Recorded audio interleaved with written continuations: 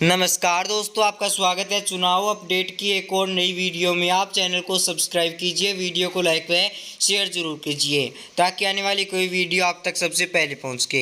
Bharatiya Janata party VS Congress यानी BJP VS Congress से कौन बनेगा देश का प्रधानमंत्री, बड़ा विषय का सवाल बना हुआ है।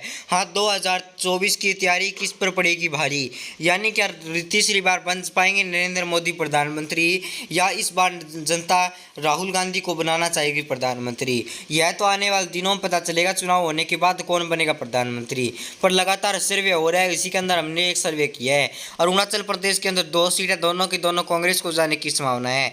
हमने सिर्फ संभावनाएं व्यक्त की है, पूरी रूप तथ्य बात नहीं बताई है। हाँ, सिर्फ संभावनाएं जताई जा रही है। असम के अंदर 14 सीटें, 14 में से 6 कांग्रेस, 2 बीजेपी, आपके खाते में 0 है और अन्य के खाते में 5 सीट जाने की संभावनाएं दिखाई दे रही है। सिक्किम के अंदर 1 सीट है, वो हमारे कांग्रेस को नहीं जाएगी, बीजेपी को जाने की संभावनाएं दिखाई दे रही है। आपके खाते में 0 सीट जाने की संभावना है।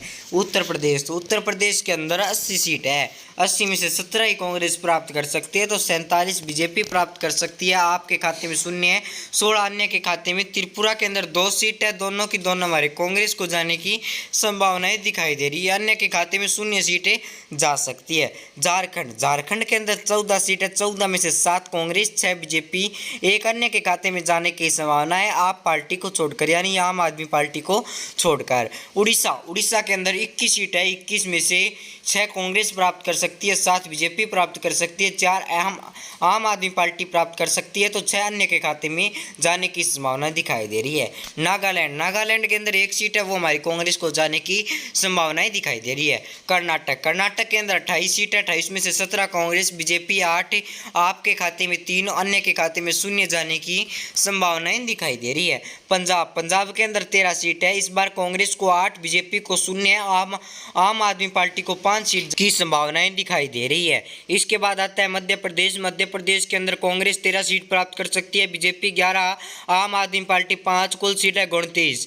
मध्य प्रदेश के बाद आता है हमारा पश्चिम बंगाल के अंदर 42 सीटें हैं, 42 में से 7 कांग्रेस, 15 बीजेपी, 9 आम आदमी पार्टी, 11 अन्य के खाते में जाने की संभावना दिखाई दे रही है। हमारा राजस्थान के अंदर 10 सीट है, 10 में से 25 सीट है, 25 में से 10 कांग्रेस, 12 बीजेपी, अन्य के खाते में 3, क्योंकि बजरंग पार्टी भी 1 सीट निकाल सकती है। केरल के अंदर 20 सीट है, 20 में से 12 कांग्रेस, 5 बीजेपी, आम आदमी पार्टी के खाते में 3 सीट जाने की संभावना दिखाई दे रही है। गोवा के अंदर 2 सीट है, दोनों की दोनों बीजेपी को जाने की संभावना दिखाई दे रही है। सॉरी, मिसप्रिंट हुई है, 1 बीजेपी को, 1 कांग्रेस को जाने की संभावना है।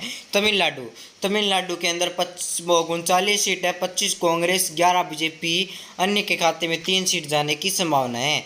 बिहार राज्य के अंदर 40 सीटें हैं, 40 में से कांग्रेस 9, बीजेपी 5 और अन्य के खाते में 25 सीट जाने की संभावनाएं दिखाई दे रही है। गुजरात के अंदर 26 सीटें हैं, 26 में से 5 कांग्रेस प्राप्त कर सकती है, 17 बीजेपी और 1 आम आदमी पार्टी और 3 अन्य के खाते में जाने की संभावना है।